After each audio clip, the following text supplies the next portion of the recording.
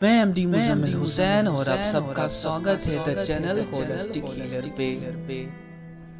तो स्टूडेंट्स, पिछले सेशंस में हमने पीएनएफ यानी प्रोप्रियोसेप्टिव न्यूरोमस्कुलर फैसिलिटेशन के बारे में काफ़ी कुछ जानकारी हासिल की है और इस सेशन में हम कोशिश करेंगे पीएनएफ के डायगोनल पोजीशंस के बारे में डिस्कस करने की।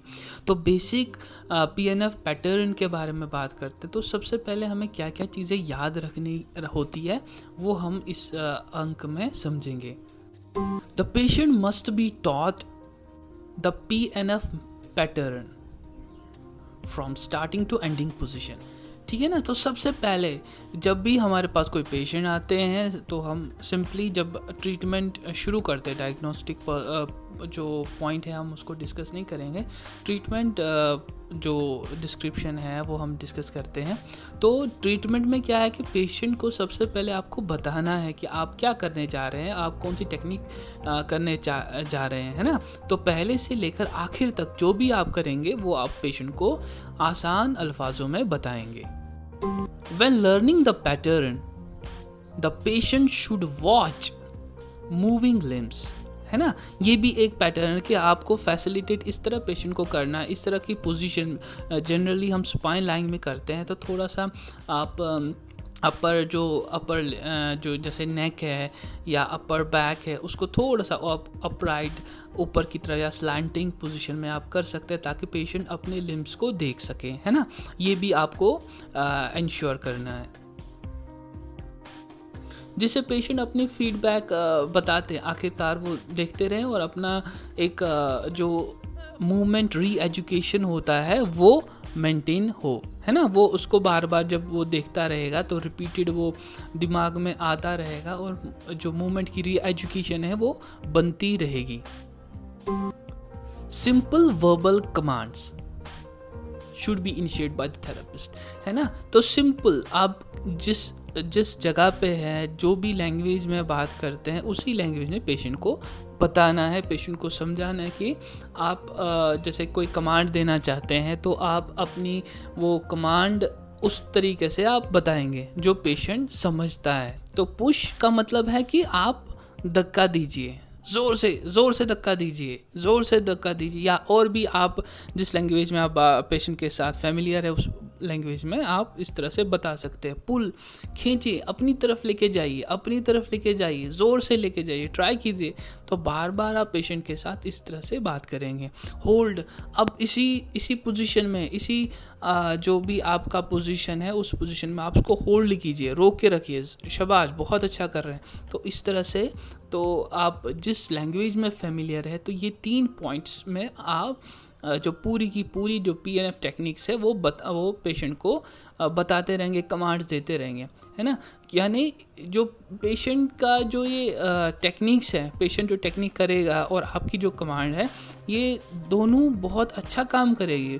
आप सिर्फ मूवमेंट कर रहे हैं, अपनी तरीके से स्ट्रेचिंग कर रहे हैं, जॉइंट अप्रॉक्सीमेशन कर रहे हैं, उससे कोई फ़ायदा उतना नहीं हो सकता है जितना आपकी कमांड्स में फ़ायदा होता है, रिकवरी होती है ना। तो यानी आपकी कमांड्स भी होती रहनी चाहिए और साथ में पेशेंट भी करना चाहिए। पेशेंट का अगर कोई पोजीशन उतनी अच्छी नहीं है, कोई मूवमेंट नहीं हो पा रहा है उनसे, तो उसमें साथ में आप असिस्टेड भी कर सकते हो, ठीक है ना। जहाँ पर पेशेंट की अच्छी पोजीशन है, अच्छा मूवमेंट हो रहा है तो उसमें रेजिस्टेंस भी दे सकते हो। तो ये चलता रहेगा ये टेक्निक।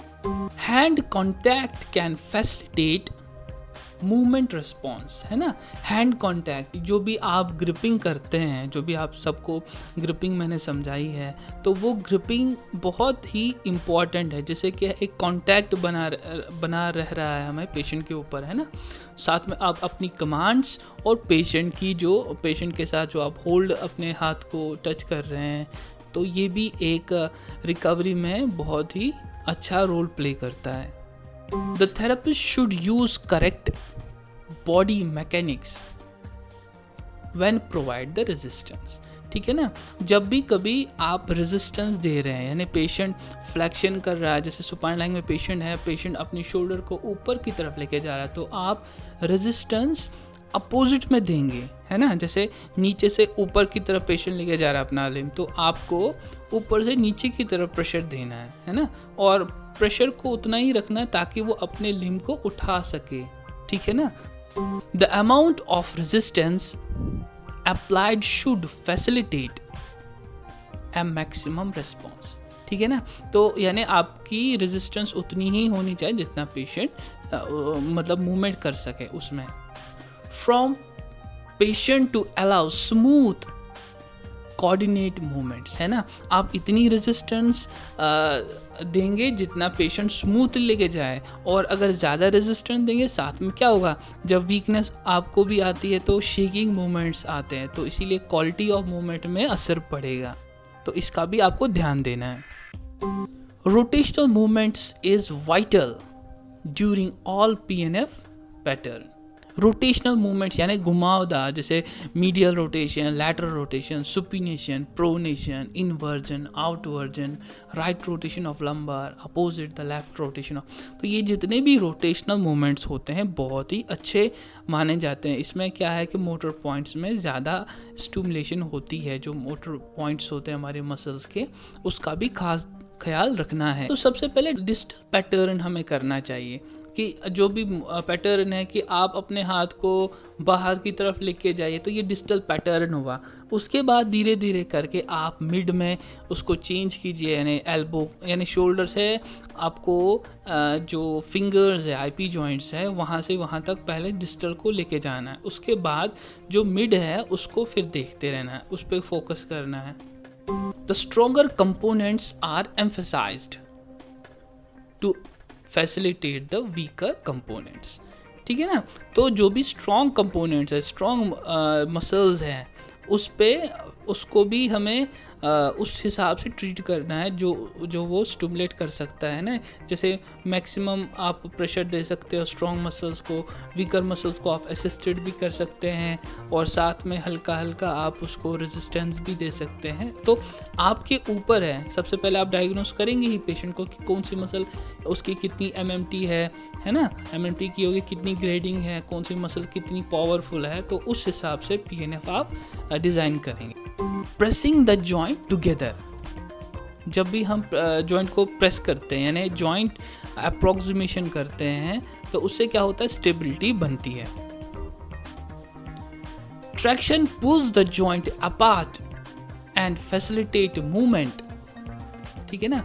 जो ट्रैक्शन से मूवमेंट में इजाफा होता है और अप्रोक्सीमेशन से स्टेबिलिटी अच्छी होती है। तो ये दोनों के दोनों आपको याद रखने। ट्रैक्शन से क्या होता है, मूवमेंट अच्छा रहता है, और अप्रोक्सीमेशन से स्टेबिलिटी यानी हमारा जो पोस्चर है वो स्टेबल होता है। उसी तरह से हमने इससे पहले भी PNF टेक्निक्स में बात की थी कि ट्रैक्शन जब हम करते हैं तो उसमें फ्लेक्शन पैटर्न, फ्लेक्शन मूवमेंट अच्छे रहते हैं, और जब हम अप्रोक्सीमेशन करते हैं तो उसमें एक्सटेंशन जो मूवमेंट्स होते हैं, तो जितने भी हमारे, जब हम एक्सटेंशन में रहते हैं हम स्टेबल होते हैं, और जब हम फ्लेक्शन में रहते हैं, फ्लेक्शन पूरी बॉडी के फ्लेक्शन करते हैं, तो उसमें हमारा क्या होता है, लूज बैक पोजीशन में आते हैं। Giving a quick stretch causing a reflection contraction, ठीक है ना। तो ये भी खास ख्याल रखना है कि क्विक स्ट्रेच नहीं देना है, बहुत ही जल्दी आप स्ट्रेच करेंगे, उससे क्या होगा, जो भी टेंडन, गोल्गी टेंडन ऑर्गन है, वो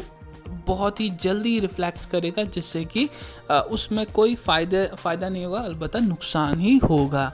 धीरे धीरे जो भी मूवमेंट्स आप करेंगे धीरे धीरे करेंगे, और स्टेबल जो सस्टेन उसको रोक के रखेंगे, स्ट्रेच को रोक के रखेंगे, मूवमेंट को धीरे धीरे करेंगे और धीरे धीरे वापस लेके आएंगे, इसका खास ख्याल रखना है। Contraction of the targeting muscles. PNF exercise pattern involves 3 components: flexion, extension, abduction, adduction, and internal and external rotation, है ना। तो ये एंगुलर मूवमेंट्स होते हैं PNF के टेक्निक्स में, और साथ में रोटेशनल मूवमेंट भी होते हैं, तो इसका भी खास ख्याल रखना है क्या क्या इसमें होता है। तो अगर हम डायगोनल पोजीशंस की बात करेंगे तो इसमें क्या होता है कि D1, D2 दो मूवमेंट्स होते हैं, अपर लिम्ब में, लोअर लिम्ब में, नेक और ट्रंक के एरिया में भी हम PNF कर सकते हैं। इसमें क्या है कि रेंज ऑफ मोशन अच्छी रहती है, स्ट्रेचिंग होती है, लेंथनिंग ऑफ द मसल्स, ठीक है ना, जब लेंथनिंग ऑफ मसल तभी रेंज ऑफ मोशन होगी, और साथ में मसल की स्ट्रेंथनिंग भी होती है। गर्ज ये है कि जो मसल्स के जो स्ट्रेंथनिंग, एंड्योरेंस, स्टेमिना बढ़ेगा, उसके बाद जो न्यूरोमस्कुलर जो कोऑर्डिनेशन है, आपस में जो तालमेल है, वो भी अच्छा रहेगा। इस सेशन में हम इतना ही डिस्क्राइब कर सकते हैं, क्योंकि बार बार जब रिकॉर्डिंग सुनेंगे तो आपको बोरियत महसूस नहीं होगी। तो अगले सेशन में हम डायगोनल पोजीशंस को आगे बढ़ाते हैं। तब तक के लिए टेक केयर, गुड बाय।